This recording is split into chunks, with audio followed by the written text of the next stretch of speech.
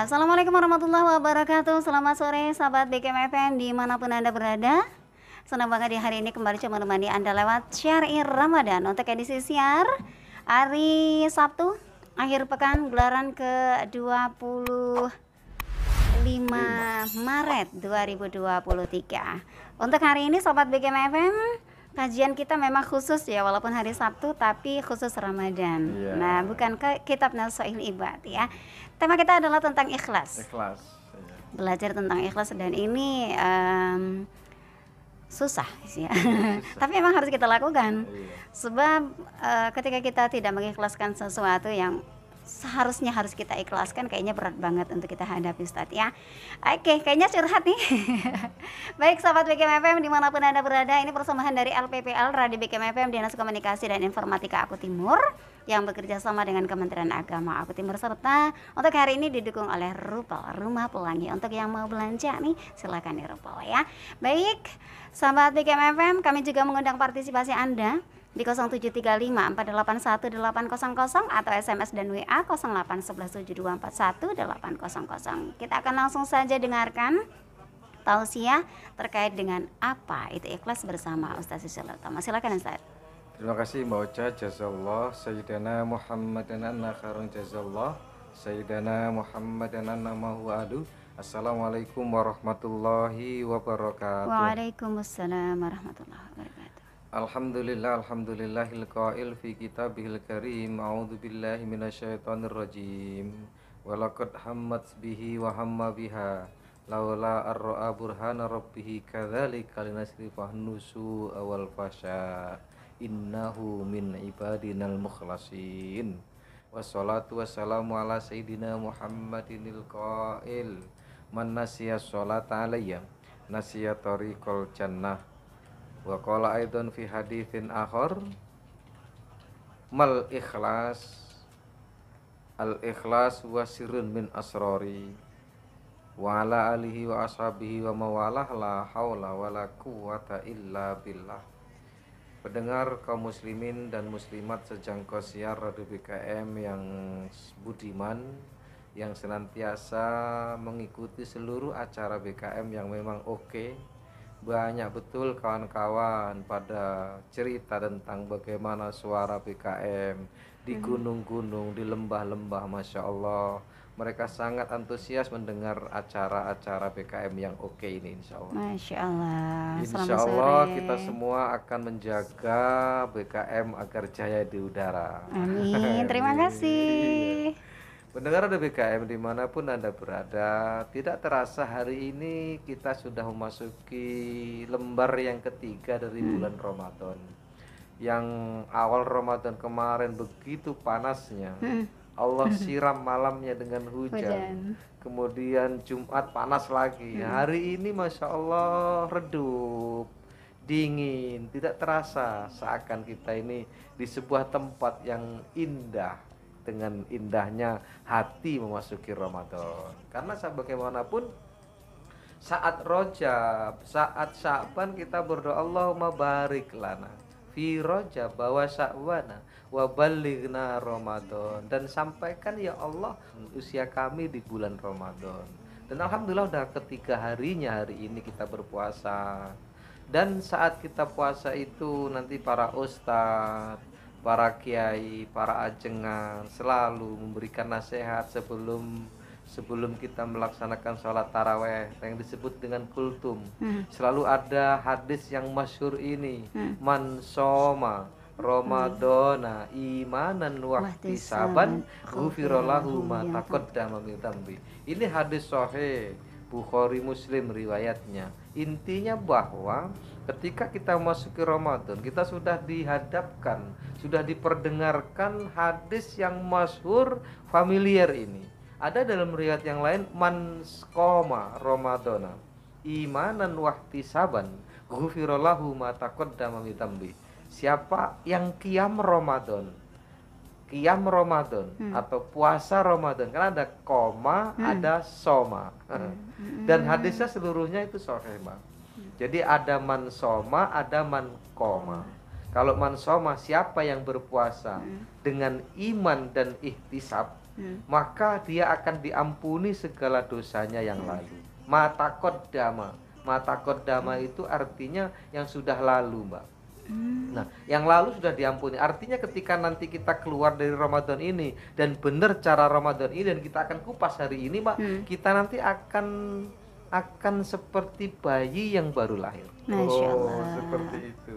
Tetapi apa imanan, apa ihtisaban? Karena dalam hadis ini ada 4 kata kunci. Soma atau koma, kemudian imanan dan ihtisaban, lalu kemudian ghufiro. Jadi 4 kata kunci inilah yang akan kita bahas, walaupun mungkin tidak akan mungkin cukup waktu yang hanya setengah jam atau lebih dikit membahasnya, tetapi insya Allah kita nanti akan fokus pada ikhlas nanti. Benar ada BKM dimanapun Anda berada.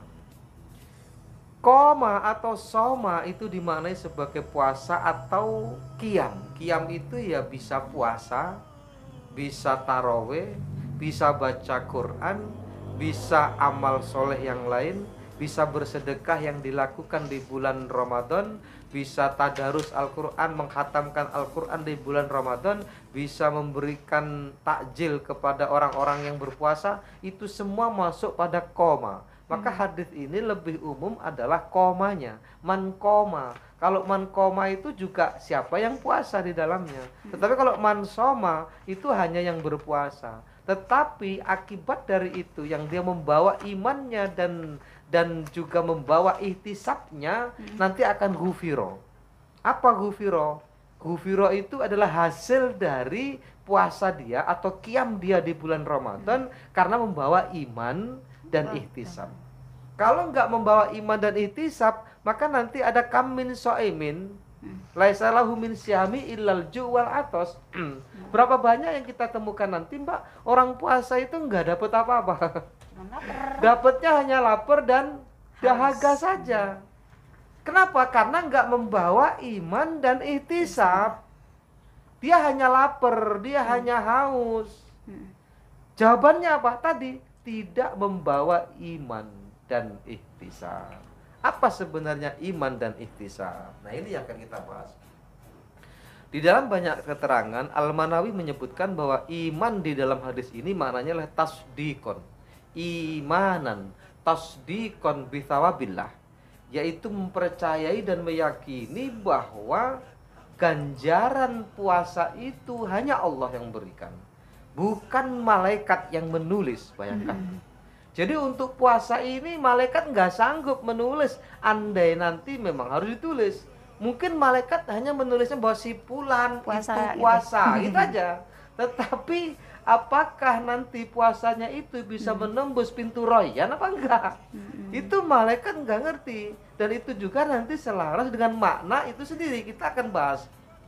Kemudian yang namanya ihtisab itu, Anai mengatakan bahwa ihtisab itu annahu yuridullah, bahwa dia hanya menginginkan Allah, layak sudu ru'yatan nas. Dia tidak bermaksud untuk riak kepada manusia.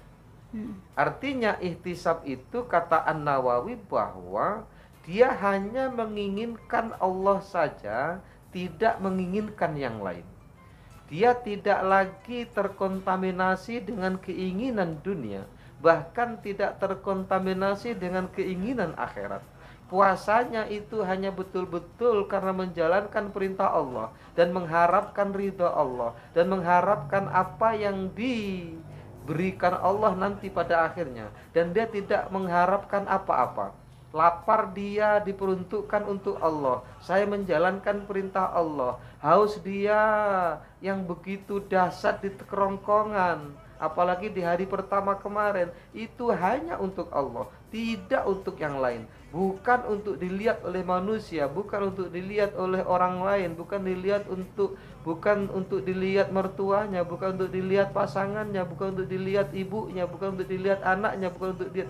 Tidak ada satupun tendensi dunia ini. Dia udah lepas, dia udah lepaskan urusan dunia dan akhirat. Dia puasa pun tidak ingin yang namanya surga. Dia puasa tidak takut karena neraka dan lain sebagainya. Ini maksud An-Nawawi secara garis besarnya.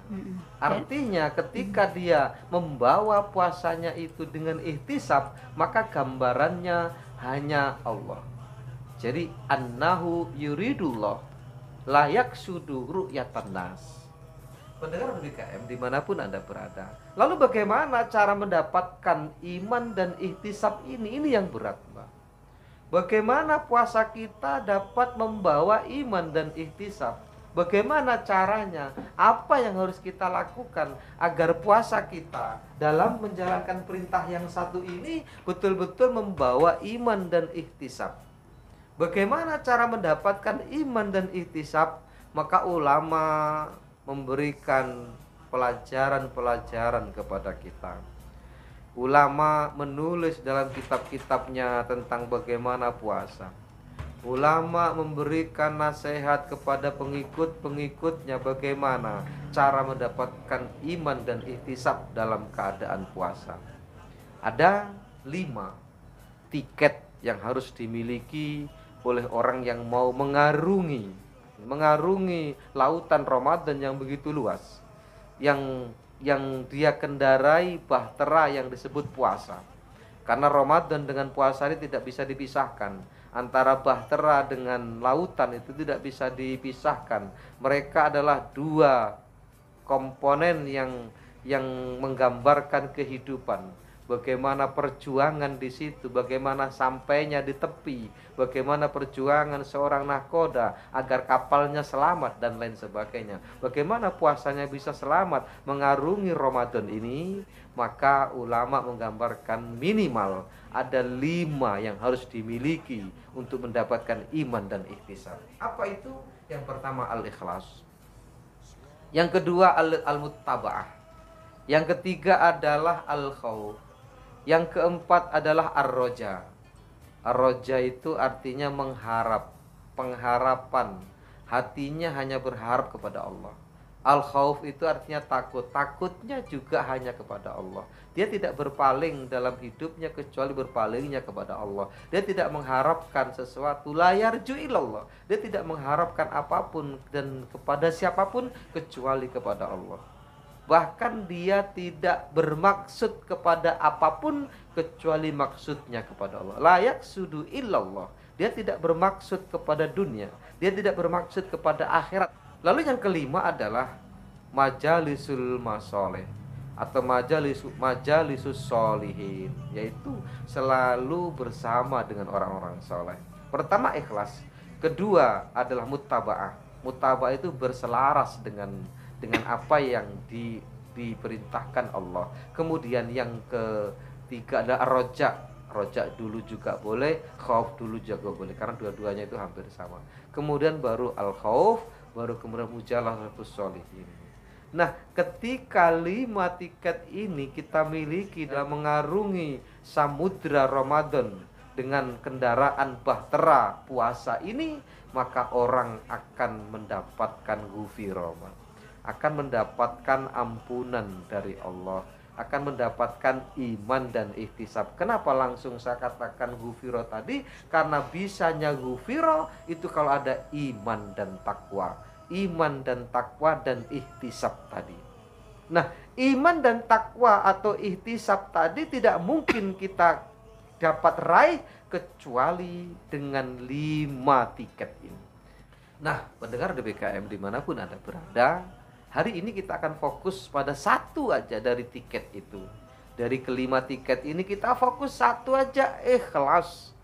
Kalau ikhlas ini sudah bisa dicapai, sudah bisa kita maknai, sudah bisa kita pahami, maka sebenarnya seluruhnya selesai.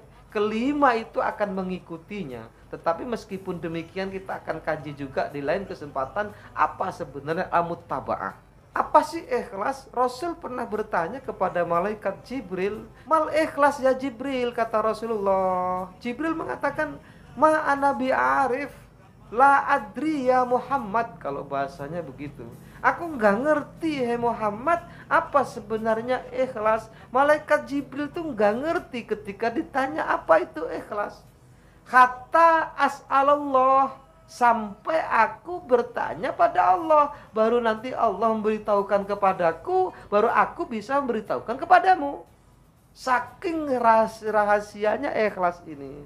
Lalu kemudian dalam riwayat itu disebutkan malaikat Jibril menghadap Allah dan menanyakan, mal ikhlas ya Allah, apa itu ikhlas ya Allah?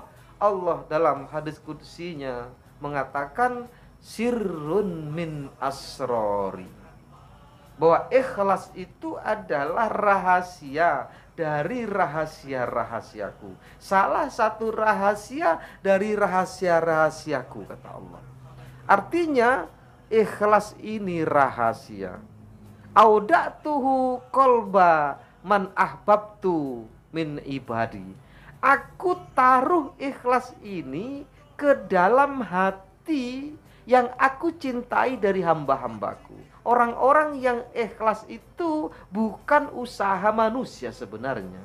Memang di kita sudah berusaha, tapi yang bisa sampai pada makom yang dimaksud ikhlas dalam kajian ini adalah orang-orang yang terpilih. Makanya kalau jenengan baca di Al-Qur'an ya, baca di ayat-ayat Al-Qur'an itu selalu mukhlasin itu disebut orang-orang terpilih. Kenapa? Karena mukhlasin itu bukan orang yang ikhlas, tapi orang yang dibuat ikhlas. Orang yang diikhlaskan oleh Allah. Banyak keterangan dalam ayat itu bukan mukhlisin, tetapi mukhlasin. Apa bedanya mukhlisin dengan mukhlasin? Kalau mukhlisin itu subjeknya manusia itu. Mukhlisin itu fa'il atau subjek dari ikhlas. Ana mukhlis berarti saya ikhlas. Tapi kalau ana mukhlas, aku yang dijadikan ikhlas. Aku yang dibuat ikhlas oleh Allah. Sebut saja di surah Yusuf ayat 24 Allah berfirman, walaqad hammat bihi wa hamma biha laula arra'a burhana rabbih kadzalika linasrifa anhu su'a wal fahsya. Sebenarnya si wanita itu bermaksud kepada Yusuf, artinya cinta dan ingin melakukan hubungan kelamin, saking senengnya sama Yusuf.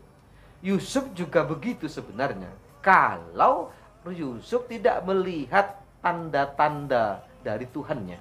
Artinya ketika Yusuf sudah mulai punya hasrat dengan Zulaikha, itu Allah tunjukkan, hai Yusuf, ini bukan kerjaanmu. Ini bukan sesuatu yang harus kamu lakukan. Ini perkara yang fahsya. Ini perkara yang keji. Jangan lakukan. Andai Allah tidak menunjukkan itu, mungkin juga terjadi peristiwa itu, Mbak.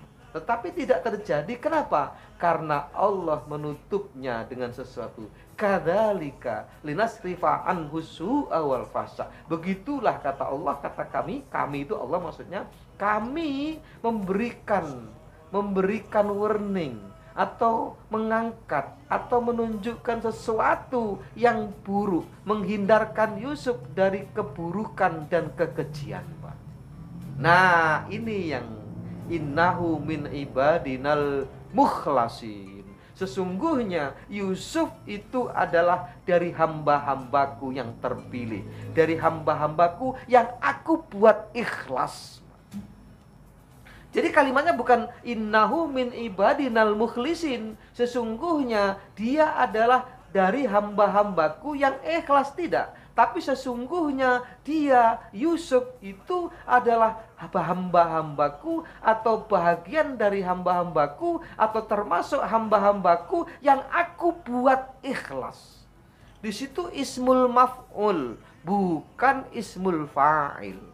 Bukan mukhlisin tapi mukhlasin. Coba pendengar Radio BKM di nama itu Anda berada, lihat di surah Yusuf ayat 24. Innahu min ibadinal mukhlasin. Dia sesungguhnya Yusuf adalah dari hamba-hambaku yang terpilih, dari hamba-hambaku yang aku buat ikhlas. Dari ayat ini pendengar BBKM dimanapun Anda berada, bahwa ikhlas itu derajat yang luar biasa. Kenapa? Karena dalam maknanya tadi, layak toli'u malakun fayaktubah. Dan ikhlas itu tidak muncul di permukaan hingga nanti malaikat melihatnya kemudian menulisnya. Wala syaitonun sudah, ataupun syaitan juga tidak bisa melihat keikhlasan seseorang sampai dia begitu melihat nanti dia akan merusaknya. Tidak. Orang yang ikhlas, yang memang Allah pilih dia untuk ikhlas, itu malaikat tidak bisa menulisnya, setan pun tidak bisa merusaknya. Hebat nggak, Mbak? Ikhlas itu hebat karena Allah yang membuat ikhlas, bukan mukhlisin. Ya meskipun di banyak ayat juga diterangkan mukhlisin, cuman eventnya beda, Mbak. Tapi ketika Yusuf dibuat ikhlas, maka dia akhirnya apa? Tidak terjerumus ke dalam kenistaan bersama Zulaikha, bersama wanita yang mengganggunya itu, yang merayunya itu ketika itu. Tidak ada orang lain di rumah itu, Mbak. Kenapa? Karena memang dikondisikan demikian. Tapi Yusuf diperlihatkan, dan begitulah cara kami, kata Allah, untuk menyelamatkan hamba kami dari keburukan dan kekejian. Kenapa? Karena memang Yusuf itu kita buat ikhlas. Jadi ikhlas itu Masya Allah luar biasa. Ikhlas itu tidak terkontaminasi oleh malaikat dan tidak terkontaminasi oleh setan. Setan tidak bisa merusaknya dan malaikat pun tidak bisa menulisnya satu kebaikan. Contoh di ayat yang lain itu di surah Al-Hijr kalau nggak salah, insya Allah itu di ayat yang ke-40 Allah berfirman, illa ibadaka minhumul mukhlasin. Nah, mukhlasin lagi bukan mukhlisin. Ketika itu iblis meyakini bahwa sudah ditundukkan, sudah ditentukan, sudah dipastikan, sudah dinyatakan bahwa dia sesat oleh Allah. Lalu kemudian dia ngomong dengan Allah, ya Allah, tangguhkan umurku sampai hari kiamat. Aku akan buat indah sebuah kesalahan pada diri manusia. Aku akan gelincirkan manusia semuanya dari dosa-dosa. Aku akan cari teman sebanyak-banyaknya untuk masuk neraka. Illa ibadaka minhumul mukhlasin, kecuali hamba-hambamu yang terpilih, kecuali hamba-hambamu yang engkau buat ikhlas. Bukan illa ibadaka minhumul mukhlisin, tapi kecuali hamba-hambamu yang engkau buat ikhlas. Jadi ikhlas itu pendengar bukan hanya sekedar usaha kita, tapi memang Allah menaruhnya kepada hati yang Allah cintai. Allah memberikannya, menitipkan rasa ikhlas itu ke dalam hati sanubari manusia, hamba-hambanya yang terpilih, hamba-hambanya yang memang Allah menghendakinya. Artinya memang manusia berusaha, tapi kata akhir ikhlas itu pemberian Allah Subhanahu wa taala. Karena dalam dua ayat ini menggambarkan mukhlasin bukan mukhlisin. Illa ibadaka minhumul mukhlasin, kecuali hamba-hambamu yang memang engkau buat ikhlas, engkau jadikan hatinya ikhlas. Pendengar DBKM dimanapun Anda berada, berapa derajat sih ikhlas itu? Di dalam banyak keterangan disebutkan al-ikhlasu thalathu darajat. Ikhlas itu ada 3 derajat. Kita tinggal kemudian introspeksi diri, kita itu masuk yang mana? Apalagi di awal-awal Ramadan ini kita bisa menilai diri kita itu di mana sih gitu kan. Ada ikhlasul awam. Ikhlasnya orang biasa. Ya kayak kita lah kira-kira begitu.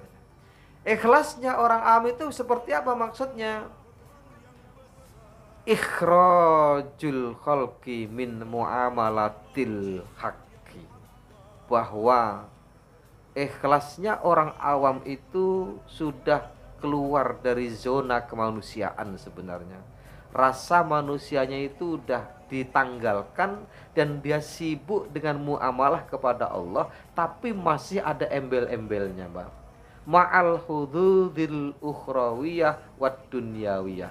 Dia masih ingin jatahnya di dunia dan jatahnya di akhirat. Dia puasa masih ingin agar badannya sehat. Dia puasa agar ingin nanti masuk surga. Dia puasa karena takut dengan neraka. Itu adalah ikhlasnya orang awam. Dan itu barangkali kita. Dia sholat, tapi tujuannya agar rezekinya drojol. Rezekinya lancar. Dia puasa agar si dia tertarik dengan saya. Dia puasa tapi agar mertua mencintainya. Dia puasa tapi agar tendernya terpilih. Dia sholat agar masya Allah, agar tetangganya baik. Dia sholat agar nanti bisa masuk surga. Dia sholat agar nanti bisa terhindar dari neraka. Dia sholat agar malaikat mendoakannya. Dia sholat. Ini adalah ikhlasnya orang-orang awam. Sudah benar, nggak salah, karena memang tingkatannya seperti itu. Dan dalam ilmu fikihnya tidak disalahkan. Karena memang Allah juga ciptakan surga dan neraka untuk iming-iming orang yang menjalankan perintahnya. Tapi sebenarnya saat nanti meningkat pada derajat yang kedua, nanti enggak lagi, apalagi derajat yang ketiga. Gitu loh Mbak. Hanya saja memang tidak boleh diniatkan. Contoh begini, aku puasa Ramadan ini agar tender saya terpilih. Itu nggak boleh Mbak, haram, malah justru puasanya batal karena niatnya sudah diilkokkan. Tetapi kalau niatnya dalam hati memang, ya Allah, aku ini puasa tapi agar tender saya terpilih ya Allah, tapi nggak diniatkan dalam saat niat, nggak apa-apa Mbak. Usolli fardad duhri arba'a rakaati mustaqbil kiblati adaan linaili jamilah. Aku sholat 4 rakaat duhur lillahi ta'ala untuk mendapatkan cewek yang bernama Jamilah. Nah, menyebutkan cewek bernama Jamilah ini membatalkan sholat. Kenapa? Karena niatnya diungkapkan. Tapi kalau niatnya nggak diungkapkan, nggak apa-apa. Saya rajin sholat lah biar si dia tertarik. Ya nggak apa-apa, itu dalam hati dia gitu loh. Tetapi sebenarnya itu sudah merusak ibadah. Tetapi secara ikhlasnya awam nggak apa-apa. Aku sholat duha agar rezekinya lancar. Itu pertikaian hati. Harusnya nggak demikian, tapi memang Allah memberikan jalan melalui Rasulullah. Siapa yang rezekinya seret, perbanyaklah sholat duha. Karena sholat duha itu pembuka rezeki. Hanya saja jangan diungkapkan. Usolli sunnatad duha rakaataini mustaqbilal kiblati adaan linaili rezeki Allahu Akbar. Nggak boleh Pak, batal sholatnya. Tetapi ketika niat itu, sholat itu diniatkan untuk mencari rezeki, yaitu sholat duha, asalkan tidak diniatkan dalam hati, laisal hudud, tidak meminta jatah di dunia ini. Tetapi hatinya boleh meniatkan itu tanpa harus mengucapkan saat usolli. Ketika saat usolli dicanangkan, dipancangkan, maka batallah sholat. Itu adalah ikhlasnya awam. Lalu yang kedua, ikhlasul khawas, yaitu ikhlasnya orang khusus. Apa? Tolabul hududil akhirati dunat dunyawiyah, yaitu dia meminta jatahnya di akhirat saja. Dia tidak minta jatah di dunia.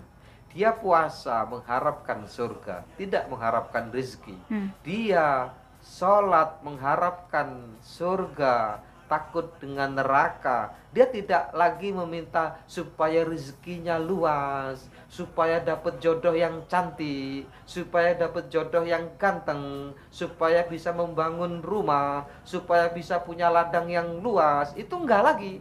Dia fokusnya hanya kepada Allah dan akhirat. Dia minta surga kepada Allah, dia tidak minta dunia lagi. Maka orang-orang seperti ini lebih tinggi derajatnya dibandingkan dengan ikhlasnya orang awam. Nah, yang paling dahsyat adalah ikhlasu khawasil khawas, yaitu ikhlasnya orang-orang istimewa. Apa? Ikhrajul hududi bil kulliyah, yaitu dia sudah keluar dari zona itu, Mbak. Dia sholat, dia puasa, tidak lagi mengharapkan dunia dan tidak lagi mengharapkan akhirat. Yang diharapkan apa tadi? Innahu atau annahu yuridullah. Dia hanya mengharapkan Allah saja. Makanya sampai digambarkan bagaimana Robiah Al-Adawiyah, ya Allah, jika puasaku hari ini karena takut dengan neraka, bakar aku ya Allah. Ya Allah, jika puasaku hari ini karena mengharapkan surgamu, tutup surga untukku ya Allah. Berikan kepada hamba-hamba yang kau cintai ya Allah. Aku hanya menginginkanmu ya Allah. Aku hanya ingin bersamamu ya Allah. Jangan tinggalkan aku. Ini sampai syairnya itu sangat masyhur, Robiah Al-Adawiyah ini. Apa syairnya? Lebih baik saya masuk neraka dengan izin Allah daripada masuk surga dengan murka Allah. Itu semua adalah syair-syair Robiah Al-Adawiyah. Dan itu memang cukup menggetarkan jiwa kita. Bisakah kita sampai seperti itu? Mungkin di Ramadan-Ramadan berikutnya, atau mungkin di Ramadan-Ramadan sekarang ini. Kenapa? Karena mungkin Ramadan yang lalu kita belum bisa memahaminya. Mungkin dengan bertambahnya usia kita bisa mencobanya. Dan itu adalah perlakuan hati. Tidak bisa dilihat oleh malaikat, tidak bisa dilihat oleh setan. Karena memang di dalam puasa ini hanya Allah yang tahu, dan Allah lah yang akan mengganjarnya. Ibadah-ibadah yang lain itu memang kembali kepada si anak Adam, kecuali puasa, karena puasa ini untukku dan aku yang akan mengganjarnya. Artinya memang betul-betul tinggi banget muraqabahnya puasa ini. Jadi ada muraqabah, ada musyahadah. Itu kajian kita yang kemarin tentang bagaimana al-ihsan, karena memang puasa ini tingkat ihsannya lebih tinggi dibandingkan dengan ibadah yang lain. Maka kemudian ihsan itu adalah muraqabah dan musyahadah, sementara musyahadah dan muraqabah itu harus berdasarkan kepada ikhlas, karena yang paling tinggi adalah ikhlas. Malaikat pun tidak bisa menulisnya dan setan pun tidak akan bisa merusak.